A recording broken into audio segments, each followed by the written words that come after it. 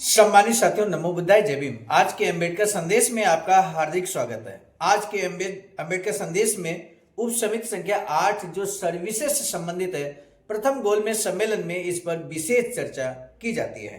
सम्मानित साथियों, हम आपको बता दें, प्रथम गोलमेज सम्मेलन 12 नवंबर 1930 से 19 जनवरी 1931 के बीच में हुआ था और द्वितीय गोलमेज सम्मेलन सितंबर 1931 से दिसंबर 1931 के बीच होता है। तीसरा गोलमेज सम्मेलन नवंबर 1932 से दिसंबर 1932 के बीच होता है। आज के अम्बेडकर संदेश में बात करेंगे प्रथम गोलमेज सम्मेलन की, जिसमें उप समिति संख्या 8 सर्विसेज से संबंधित है। यहाँ पर कुछ समितियों का गठन किया जाता है, जैसे कि मताधिकार कमेटी, उप समिति संख्या 8 जो यहाँ पर सर्विसेज सेवाओं से संबंधित है। इसी तरह से अल्पसंख्यक कमेटी बनी थी। हमारे साथियों, आज के अम्बेडकर संदेश में चौथी बैठक होती है 9 जनवरी 1931 को। 9 जनवरी 1931 को चौथी बैठक उप समिति संख्या 8 की होती है। विभिन्न सदस्य पदाधिकारी इस कमेटी के मौजूद रहते हैं, जो प्रतिनिधि हैं। प्रतिनिधियों की अगर हम बात करें तो तीन प्रमुख ब्रिटिश राजनीतिक दलों के लगभग 16 प्रतिनिधि प्रथम गोलमेज सम्मेलन में भाग ले रहे थे और भारत का प्रतिनिधित्व करने वाले 74 प्रतिनिधि थे, जिनमें 58 भारतीय राजनीतिक दलों से थे और 16 प्रतिनिधि देशी रियासतों से थे। तो उन प्रतिनिधियों के बीच जो यहाँ पर मताधिकार कमेटी के सदस्य के रूप में है, सर्विसेज से संबंधित जो कमेटी है, उप समिति संख्या 8 के सदस्यगण हैं, उनके बीच डिस्कशन होता है। और आज के अम्बेडकर संदेश में हम आपको बताएंगे पुलिस प्रशासन की स्थिति क्या। भारत में जब आपातकालीन स्थिति हो तो उस समय पुलिस प्रशासन का क्या दायित्व होना चाहिए, क्या कर्तव्य होना चाहिए, और खासकर प्रदेश के या देश के गवर्नर जनरल या प्रदेश के गवर्नर का क्या दायित्व होगा। आज के अम्बेडकर संदेश में बाबा साहब ने क्रांतिकारी सुझाव दिए हैं। उन क्रांतिकारी सुझावों को अब हम आपके समक्ष प्रस्तुत करने जा रहे हैं। लॉर्ड जेटलैंड कहते हैं कि जी नहीं, आप स्थानीय सरकार का क्षेत्राधिकार वापस नहीं ले सकते, क्योंकि स्थानीय सरकार को सर्वसम्मत से अपने अधिकारों में सर्वोपरि होना चाहिए, लेकिन ये निर्धारित किया जा सकता है कि इसी परिपाटी को अपनाना वांछनीय है। महोदय, इसमें वह सब आ गया जो मैं उप समिति के समक्ष प्रस्तुत करना चाहता हूँ। मुख्य मुद्दा यह सुनिश्चित करना है कि पुलिस अधिनियम 1861 द्वारा महानिरीक्षक में जो शक्तियां निहित थीं उन्हें बनाए रखा जाए। और मैं इसके साथ ही अन्य कई सुझाव पेश करना चाहता हूं, जैसे किसी प्रांत में पुलिस परिषद का गठन, जिस पर उप समिति विचार करें। डॉक्टर अम्बेडकर, यदि आप मुझे अनुमति दें, यानी कि बाबा साहब पूछते हैं कि यदि आप मुझे अनुमति दें तो मैं अपनी जानकारी के लिए एक सुझाव पूछना चाहता हूं। क्या नोबेल मार्क्विस ये चाहते हैं कि महानिरीक्षक के पद को संविधि द्वारा मान्यता प्रदान की जाए, यह भी चाहते हैं कि पुलिस अधिनियम के अधीन जो पद है उसी को जारी रहने दिया जाए? क्या वे उन्हें संविधि द्वारा ऐसे अधिकारियों के रूप में मान्यता दिलाना चाहते हैं जिनके कुछ सांविधिक अधिकार और दायित्व हों? सामान्य साथियों, आज के अम्बेडकर संदेश को यदि आपने अंत तक नहीं सुना तो निश्चित तौर पर वो बात बाबा साहब की, जो महत्वपूर्ण बात बाबा साहब कहते हैं, बाबा साहब क्या लंबा स्टेटमेंट होता है, वो आज अंत तक अगर आप सुनेंगे तो निश्चित तौर पर लाभान्वित होंगे। लॉर्ड जेटलैंड कहते हैं जी हाँ। माननीय पीसी मित्र कहते हैं संसद की संविधि द्वारा। लॉर्ड जेटलैंड कहते हैं जी हाँ, वही महानिरीक्षक के पास अब भी वे शक्तियां संविधि अर्थात पुलिस अधिनियम के अनुसार ही दी गई हैं। डॉक्टर अम्बेडकर कहते हैं ये पुलिस अधिनियम से भिन्न है और वास्तव में इसमें स्थानीय विधानमंडल द्वारा संशोधन किए जाने की शर्त भी है। प्रश्न यह है कि क्या आप चाहते हैं कि महानिरीक्षक का पद किसी एक ऐसे अधिकारी का पद मान लिया जाए जो कुछ कर्तव्यों का निर्वाह करता है और एक अधिकारी की हैसियत से उसके मामले में मंत्री या स्थानीय सरकार कोई हस्तक्षेप नहीं कर सकती? लॉर्ड जेटलैंड कहते हैं ये तो उसका प्रभाव है, ये मेरा प्रस्ताव है, मेरा विचार है कि महानिरीक्षक में इस समय जो शक्तियां निहित हैं उन्हें कायम रहने दिया जाए। माननीय कंवर जी जहांगीर कहते हैं किस प्राधिकार से, पुलिस अधिनियम द्वारा या भारत सरकार अधिनियम द्वारा? तब माननीय श्री शीतलवाड़ कहते हैं कि पुलिस अधिनियम के प्रावधानों को बदलने का अधिकार स्थानीय विधानमंडल या किसी भी विधानमंडल को नहीं होना चाहिए। लॉर्ड जेटलैंड कहते हैं जी हाँ, मैं समझता हूं ये संघीय सरकार का अधिनियम होना चाहिए। तब श्री जफरुल्लाह खां कहते हैं ऐसा तो पुलिस अधिनियम को एक अधिनियम के रूप में रखकर ही किया जा सकता है, जिसे कोई प्रांतीय सरकार महानिरीक्षक की सहमति के बिना न निरस्त कर सकती है, न बदल सकती है और न ही परिशोधित कर सकती है।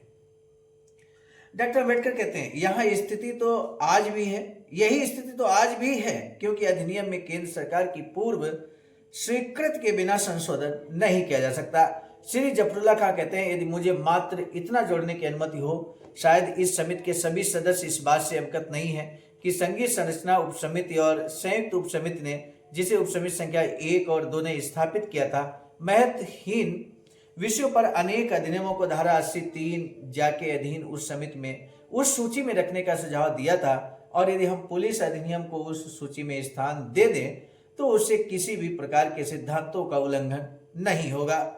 डॉक्टर अम्बेडकर कहते हैं मैं श्री जफरुल्लाह खां से सामान्यतः सहमत हूं।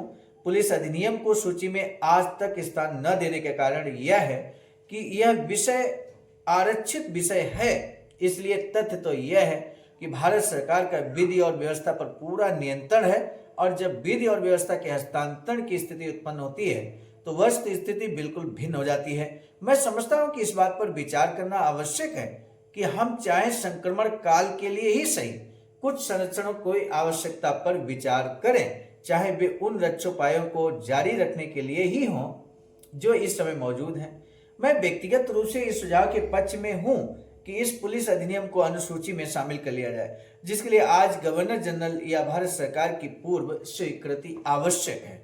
एक और मुद्दा जिसकी ओर आपका ध्यान आकर्षित करना चाहता हूं, वह पुलिस और विधि और व्यवस्था विभाग के प्रश्न से संबंधित है। यही मुद्दा मैंने प्रांतीय संविधान उपसमिति में भी उठाया था। जाहिर है इस प्रश्न पर भावी प्रांतीय सरकारों का दायित्व के दृष्टिकोण से भी विचार किया गया है। मुझे लगता है कि इस प्रश्न पर प्रांतों में रहने वाले विभिन्न अल्पसंख्यक समुदायों और ऐसी आपात स्थितियों की दृष्टि से भी विचार किया जाना चाहिए जो सांप्रदायिक दंगों और ऐसी ही अन्य आपात स्थितियों में उत्पन्न होती है। सांप्रदायिक दंगे फसाद जो होते हैं उस बारे में बादशाह को बहुत शानदार मार्गदर्शन यहाँ पर है, और अभी अंत तक अम्बेडकर संदेश सुनेंगे तो बादशाह को बहुत स्पष्ट जो सुझाव है वो निकल कर आएगा।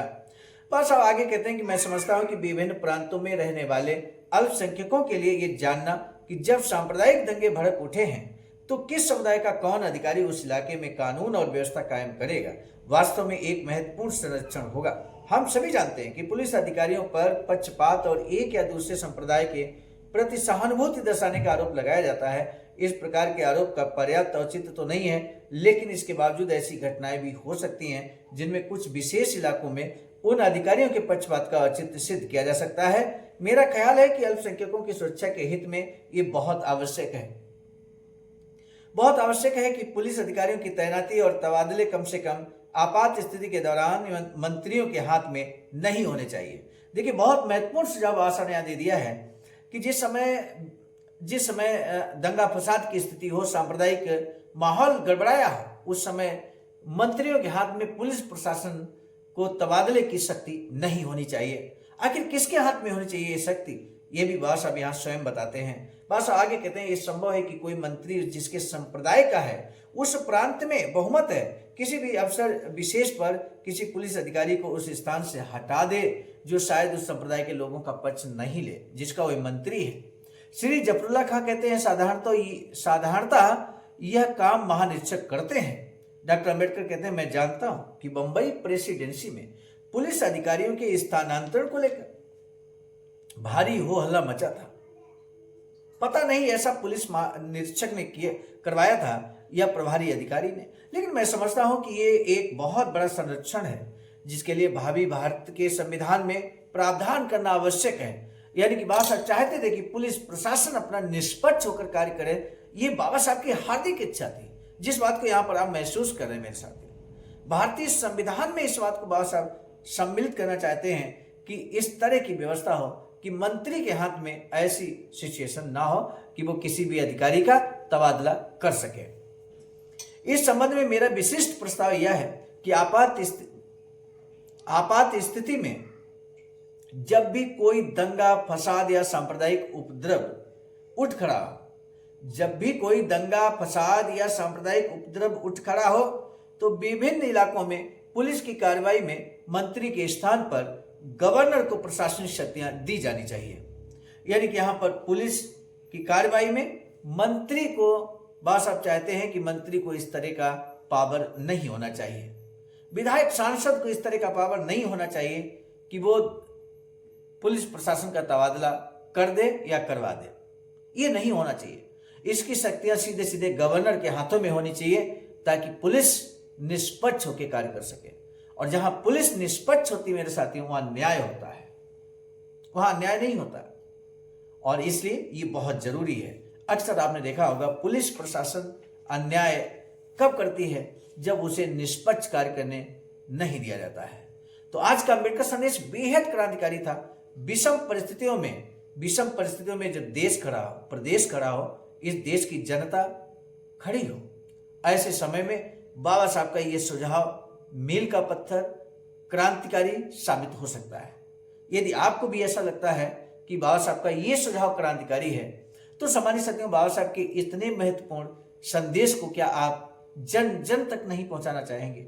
हमारा आपसे विशेष निवेदन है, बाबा साहब के इस संदेश को, बाबा साहब के इस क्रांतिकारी विचार को आपको जन जन तक पहुंचाने के लिए शेयर जरूर करना चाहिए। आज के अम्बेडकर संदेश का यही महत्वपूर्ण प्रश्न है कि देश के सामने जब आपात स्थिति हो, जनता के सामने जब आपात स्थिति हो, जब कोई दंगा फसाद सांप्रदायिक उपद्रव उठ खड़ा हो जाए, ऐसे में बाबा साहब ने क्या मार्गदर्शन किया है पुलिस के मामले में? एक लाइन में भी आंसर आप कर सकते हैं। हमें आपके जवाब का बेसब्री से इंतजार रहेगा।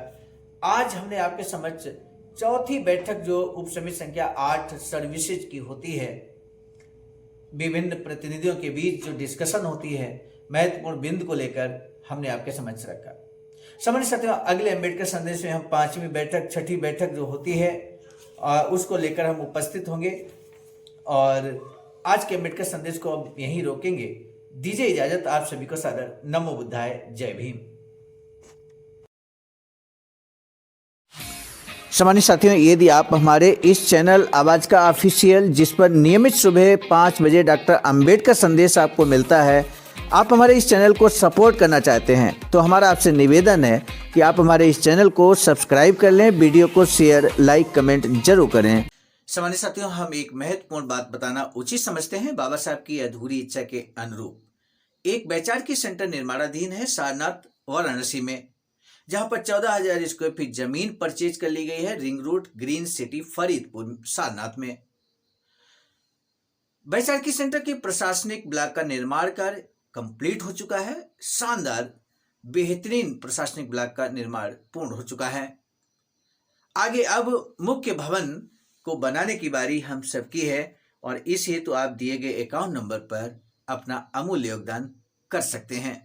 आज का अम्बेडकर संदेश हम लेकर उपस्थित हुए थे मिशन नायक बुद्धमित्र मुसाफिर सर, राष्ट्रीय अध्यक्ष आवाज का नई दिल्ली की प्रेरणा में, और प्रस्तुतकर्ता क्रम में मैं स्वयं सर्वजित आर्य, राष्ट्रीय मीडिया प्रभारी, IIT सेल आवाज का नई दिल्ली। मिलेंगे नए डॉक्टर अम्बेडकर संदेश में, तब तक दीजिए इजाजत। आप सभी को सादर नमो बुद्धाय, जय।